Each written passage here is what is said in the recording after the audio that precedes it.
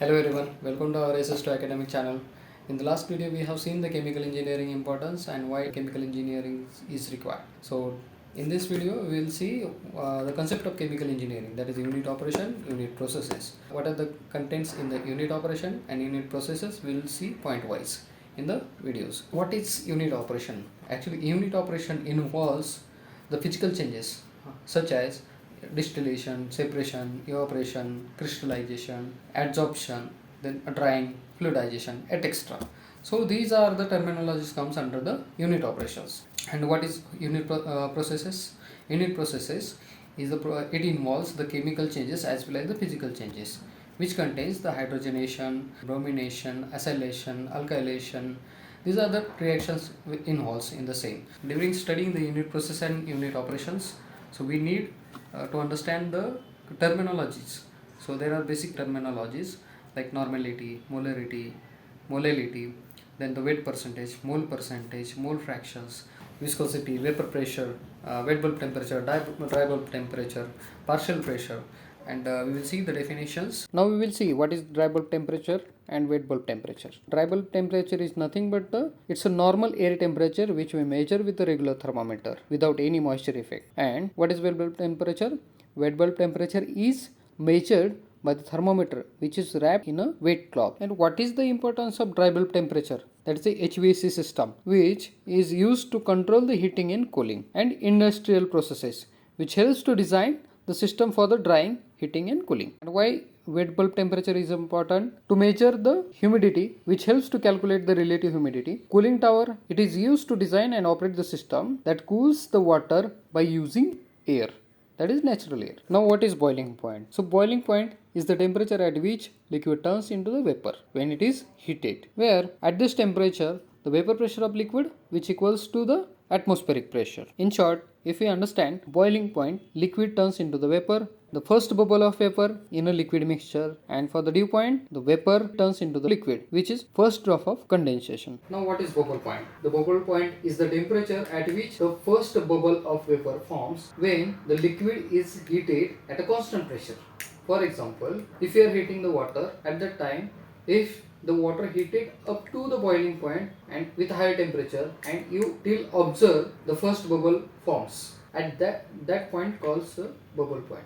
So now if we compare the dew point and bubble point, the first drop of liquid forms from the vapor is called the dew point. The dew point is the temperature at which the air becomes fully saturated with the water vapor and where the water starts to condense. Means if you take an example, early morning in the winter season, we can see that there are droplets on the grass, but however the air cools down, it holds the less moisture. For example, if the air temperature is 25 degrees Celsius and the dew point is 20 degrees Celsius, which means the air is firmly humid, but if the temperature drops 20 degrees Celsius, the dew or fog may form. And in industrial applications, it is important for drying, cooling and storage processes. Simply you have to remember dew point is opposite to the bubble point. What is mole? What you get in mind once you heard the mole word?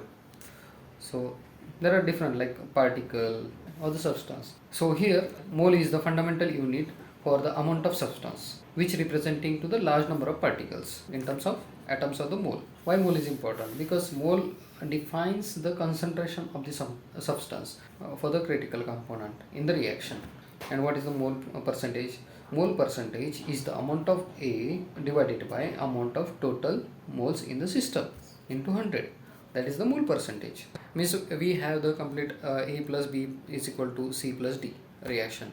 And in the same, what is the mole of A, what is the mole of B, and what is the outcome as a product, that is the mole of C and the mole of D. So A plus B gives 100%. Without mole we cannot proceed for the reaction. Example wise we need to understand what is mole and why it is important and where it is applicable.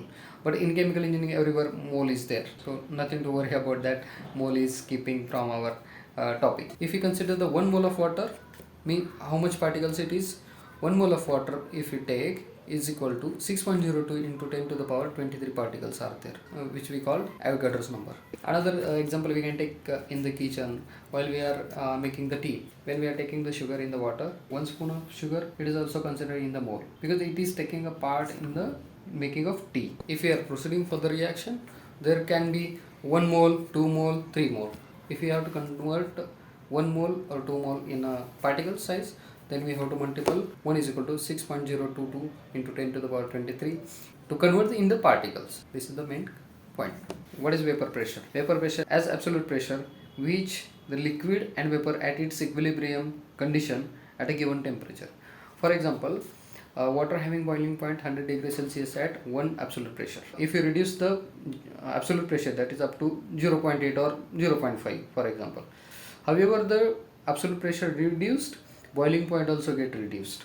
Means at 1 bar absolute pressure 100 degrees Celsius is the boiling point for the water, but at 0.8 bar absolute pressure boiling point of water will be different, that is it is below 100 degrees Celsius. Similarly, as vapor pressure or the absolute pressure increases above 1, that is 1.1, 1.2 or 2, 3, 4 bar, then the boiling point also increased accordingly. Sometimes we might have seen the example, if you take a water bottle and we kept it in under sunlight, and after some time if you see there are some condensed particles on the surface of the bottle. Why it happens? Because that pressure is exerted because of that vapor molecule. If you check, it is condensed on the surface of the bottle. If you take that and if we keep again away from the sunlight, it will not hold on the water bottle surface because it will get seepage again by gravity in the water bottle. Now, what is absolute pressure? Absolute pressure is equal to atmospheric pressure plus gauge pressure.